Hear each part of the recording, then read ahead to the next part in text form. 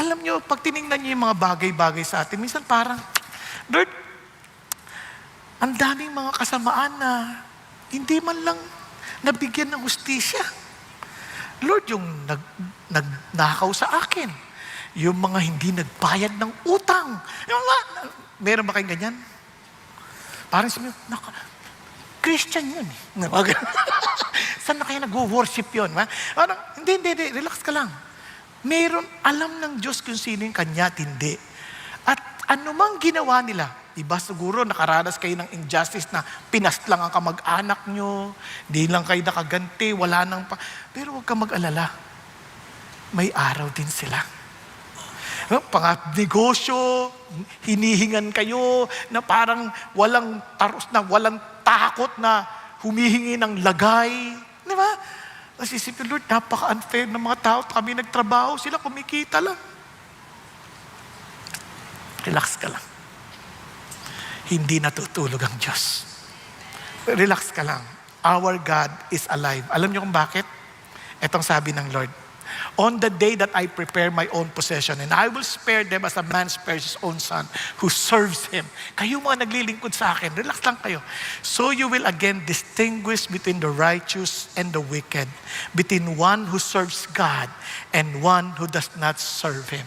Yung mga hindi sumasamba sa akin, hindi naglilingkod sa akin, paghihiwalayin ko sila. Yung naglilingkod sa akin at hindi, paghihiwalayin ko. And there would be, as in fairness in judgment. Wow! Wow, Lord! Ito ba yung aabangan namin? Yes. And sabi ni Lord, look at this. Sabi niya, and surely there is a reward for the righteous. Surely there is a God who judges on earth. Now, hindi niya nakalimutan ng lahat ng ginagawa natin. Hindi niya nakakalimutan. Kaya some people, one day, yung matatapang na posisyon, nakala nilang matayog na sila. Ano sabi niya? One day when they see God, they would really call the mountains and the rocks, fall on us, hide us from the presence of Him who sits on the throne and from the wrath of the Lamb. What? Paano kaya magalit ang isang lamb? For the great day of the wrath has come, and who is able to stand? Walang makatatayo. Walang makatatayo. But for those who belong to Jesus, hallelujah. Ano sabi niya? Behold the tabernacle of God. Remember the picture the tabernacle is bringing in? Sabi niya, is among men, and He will dwell among them, and they shall be His people, and God Himself will be among them. Makakasama na si God. And He will wipe away every tear from their eyes. And there will no longer be any death. There will no longer be any mourning or crying or pain.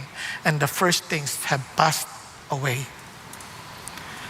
Yan ang inaasahan nating mga naglilingkod sa Diyos. Kaya naman, sabi ng Panginoon, anong pinaalala niya? Huwag kayong manghinaan ng loob. Sabi niya, be steadfast, immovable, always abounding in the work of the Lord, knowing that your toil is not in vain in the Lord. Minsan napapagod ka naman, parang wala nangyayari. Relax ka lang. Si Lord hindi nakakalimot. Huwag ka mawala ng pag-asa.